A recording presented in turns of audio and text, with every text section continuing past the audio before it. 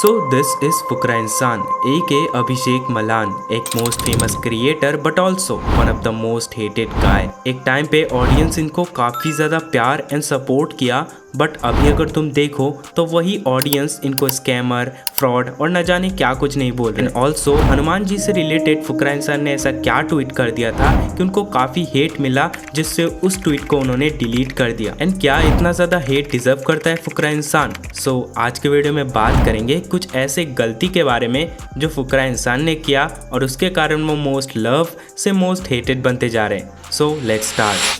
3 million 2.5 अभिषेक sir, अगर एलविश आएगा तो मैं नहीं आऊंगा। आप लोग की भी हाल में रियूनियन पार्टी हुई थी। एलविश तो आए थे 5-10 मिनट के लिए, लेकिन मनीषा अभिषेक नहीं। इन 2019 फुकरा इंसान अपना यूट्यूब चैनल क्रिएट किया अपने भाई ट्रिगर्ड इंसान से इंस्पायर्ड होके, क्योंकि उस टाइम पे ट्रिगर्ड इंसान काफ़ी ज़्यादा फेमस था, जिसके वजह से फुकरा इंसान ने भी सोचा कि क्यों ना मैं भी अपना यूट्यूब जर्नी स्टार्ट करूं। और वहीं से शुरू होता है फुकरा इंसान का यूट्यूब जर्नी। स्टार्टिंग में फुकरा इंसान अपने चैनल में चैलेंजेस एंड फूड आइटम वाला वीडियोस को अपलोड करता था, लेकिन एक बात तो है, फुकरा इंसान रिवील किया कि वो कभी नहीं बोले थे ट्रिगर्ड इंसान को कि उनके चैनल को प्रमोट करो, लेकिन कभी कभी बीच में ट्रिगर्ड इंसान को अपने वीडियोस में फीचर करता था, जिसके वजह से लोग उनको नेपोटिज्म का टैग देने लगे कि तुम अपने भाई के दम पर खड़े हो, स्टफ लाइक दैट। देखो, यहाँ मेरा एक ओपिनियन है, नेपोटिज्म उसे बोलते हैं जो दूसरों को दबा के आगे बढ़ते, बट यहाँ तो फुकरा इंसान मेहनत से ही आगे बढ़ रहा था। लोग ट्रिगर्ड इंसान के नाम पे काफी ज्यादा व्यूज ले रहे थे और फुकरा इंसान तो ठहरा उनका भाई, तो इसमें क्या बुराई है, मेरे को ये बता दो। ये कोई वैलिड रीजन नहीं है कि उनको हेट किया जाए, दैट इज रॉन्ग, ये बहुत ज्यादा गलत है। अब फिर काफी लोग ये भी बात करते थे कि वो मिस्टर बीस्ट को कॉपी करते थे। इतना पैसा है फुकरा भाई के पास कि इनको इंडियन मिस्टर बीस्ट बोलते हैं। उसके वजह से उनके ऊपर एलिगेशन लगना स्टार्ट हुआ कि वो कॉपी पेस्ट कर रहे हैं फॉरेन यूट्यूबर्स से। लेकिन देखो, किसी को देख के सीखना ये कोई कॉपी वाला चीज नहीं। तुम किसी भी बड़े क्रिएटर से इंस्पायर्ड होकर कुछ एक चीज बना रहे हो, दैट इज नॉट कॉपी। अगर हाँ, फुकरा इंसान अगर पूरा डिट्टो कॉपी करता, मतलब सेम टू सेम एकदम स्क्रिप्ट से लेके टाइटल, थंबनेल सब कुछ अगर कॉपी होता, तो तुम लोग उनके ऊपर एलिगेशन वगैरह लगा सकते थे, बट नहीं, वो अपना इंडियन टच देते हुए वीडियोस को क्रिएट किया, जो कि एक नॉर्मल वीडियोस की तरह भी तुम लोग ले सकते हो। ये सब कोई कॉपीड नहीं है। एंड फुकरा इंसान खुद इसको मानते हैं कि वो मिस्टर बीस्ट से इंस्पायर्ड है और उनके जैसे वीडियोस को क्रिएट करते हैं। अगर मुझे कोई कहता है ना कि तुम मिस्टर बीस्ट से कॉपी कर रहा है, तो I am fine with it. Like हाँ ठीक है यार, तुम कह सकते हो, इतना बड़ा क्रिएटर है, इसकी कॉपी करना भी गलत नहीं है भाई। एंड उस टाइम पे बहुत सारे कम यूट्यूबर थे जो इस टाइप का कंटेंट को क्रिएट करते थे, क्योंकि इस टाइप के कंटेंट में बहुत ज़्यादा इन्वेस्ट करना पड़ता था, जो कि उतना इनकम भी नहीं होता उन सब वीडियोस से। ये सब मैं नहीं, मिस्टर बीस्ट खुद रिवील किया। इस टाइप के वीडियो सब में बहुत ज़्यादा इन्वेस्ट करना पड़ता है, पर प्रॉफिट बहुत ज़्यादा कम होता है। I've always reinvested back in the channel. Sometimes I run out of money and I have to take it a loan. Really? Yeah. But so, You've taken a loan? multiple times. But Yeah. you're making astounding amounts of money. I would Yeah, imagine. फिर इन सब बातों को फुकरा इंसान ignore करते हुए अपना काम को कंटिन्यू करता है। एंड देखते देखते 17 जून 2023 को बिग बॉस OTT 2 में पुनीत सुपरस्टार के साथ फुकरा इंसान भी एंटर करते हैं। एंड उसके बाद उनको काफ़ी ज़्यादा सपोर्ट एंड प्यार मिलता है ऑडियंस के तरफ से। एंड उनको इतना ज़्यादा क्रेजी रिस्पांस मिला कि वो नंबर 1 पे आ गए थे। साथ ही साथ फुकरा इंसान एंड पुनीत सुपरस्टार के सोशल हैंडल्स पे इंसेन ग्रोथ दिख रहा था, क्योंकि पहली बार एक यूट्यूबर एंड एक कंटेंट क्रिएटर पूरी यूट्यूब कम्युनिटी को रिप्रेजेंट करने एक टीवी शो में गया था। एंड फुकरा इंसान एंड पुनीत सुपरस्टार की वजह से बहुत सारे लोगों को बहुत सारा व्यूज मिला, क्योंकि लोगों को कंटेंट मिला। एंड मानो पूरे सोशल मीडिया पे फुकरा इंसान एंड पुनीत सुपरस्टार का चर्चा हो रहा था। एंड सबको 100% गारंटी था कि फुकरा इंसान ही बिग बॉस OTT को जीत जाएगा। एंड मैंने भी फुकरा इंसान को काफी ज्यादा सपोर्ट किया अपने चैनल के थ्रू से। तुम लोग अभी भी जाकर देख सकते हो, अभी भी स्ट्रीम्स अवेलेबल है। और इस वीडियो में मैं किसी को टारगेट नहीं कर रहा, सो किसी को कोई हेट नहीं है इस वीडियो से, मैं बस सबको सच बता रहा हूँ। एनीवेज, बिग बॉस में यहाँ तक तो सब कुछ सही चल रहा था, बट फिर एंट्री होता है एलविश यादव का as a wild card entry. And उसके बाद एक वॉर स्टार्ट हो गया था बिटवीन फुकरा इंसान एंड एलविश यादव फैन। लेकिन अंदर सब कुछ सही चल रहा था एलविश और फुकरा के बीच, पर कुछ कारणों से दोनों ही फैंस डिवाइड हो गए।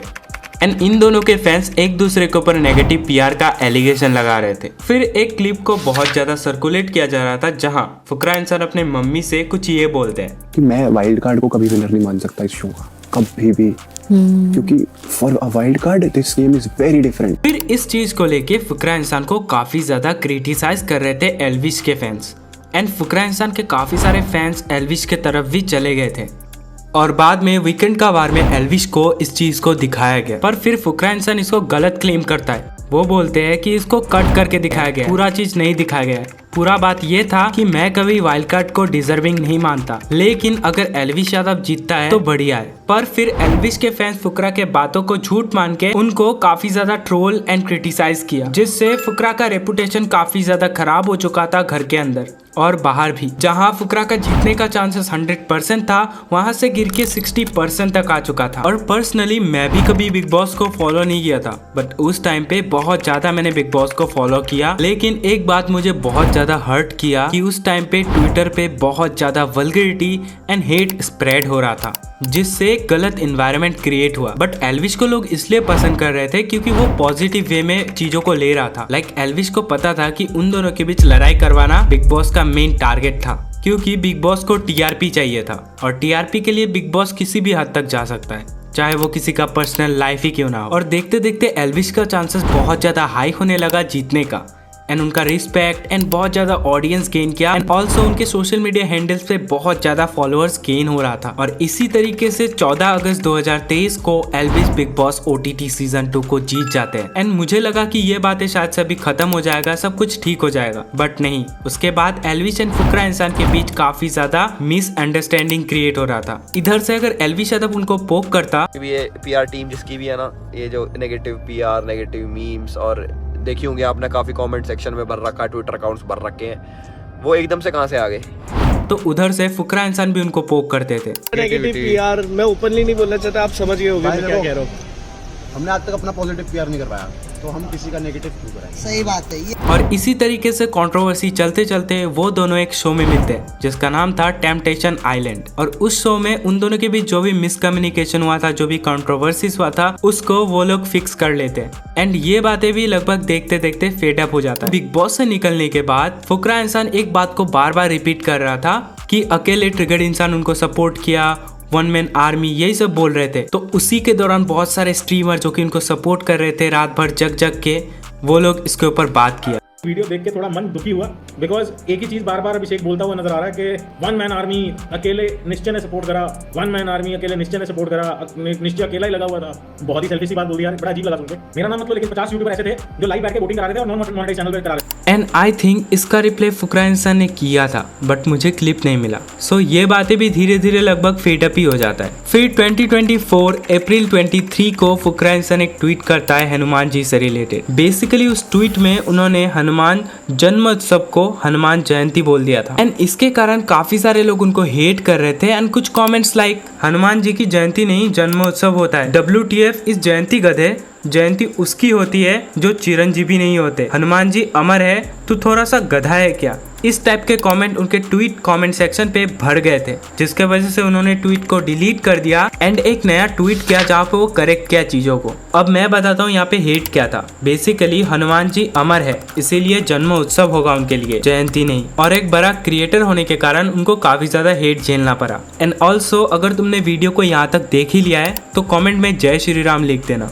इसके बाद रिसेंट स्कैंडल की वजह से उनको काफी ज्यादा हेट, मतलब लोग उनको स्कैमर क्या कुछ नहीं बुला रहे थे। अब बात क्या है मैं बताता हूँ। I am not mention the app name, but उस ऐप को फुकरा इंसान ने प्रमोट किया था और उस ऐप से लोगों को काफी ज्यादा प्रॉब्लम फेस करना पड़ रहा है, पैसे विड्रॉ नहीं हो रहे, जिसके वजह से लोग उनको काफी ज्यादा फ्रॉड, स्कैमर और न जाने क्या कुछ नहीं बोल रहे। सो ऑडियंस की तरफ से बहुत ज्यादा हेट रिसीव के कारण इस ऐप के तरफ से एक स्टेटमेंट आता है जहाँ पे वो ये बताते हैं कि 3-4 दिनों में ही सब कुछ फिक्स हो जाएगा। अभी तक क्या हुआ मुझे पता नहीं, बट फिक्स हो जाएगा, यही बोला स्टेटमेंट में। और बोला है कि किसी भी क्रिएटर को टैग ना करे एंड ट्रोल ना करे, करता है तो उनके ऊपर लीगल एक्शन लिया जाएगा। अब मेन बात यहाँ पे यही आता है कि बहुत सारे अदर क्रिएटर ने भी इस ऐप को प्रमोट किया था, बट फुकरा इंसान को ही लोग क्यों ट्रोल कर रहे हैं। अब ये बात तो मुझे नहीं पता, बट एक कमेंट मैंने देखा बहुत ज्यादा खोज के, तो उसमें लिखा हुआ था कि अदर क्रिएटर ने बस एक दो बार ही उस ऐप को प्रमोट किए थे, बट फुकरा इंसान ने उसको बहुत ज्यादा प्रमोट किया था, जिसके वजह से उनको बहुत ज्यादा हेट मिला।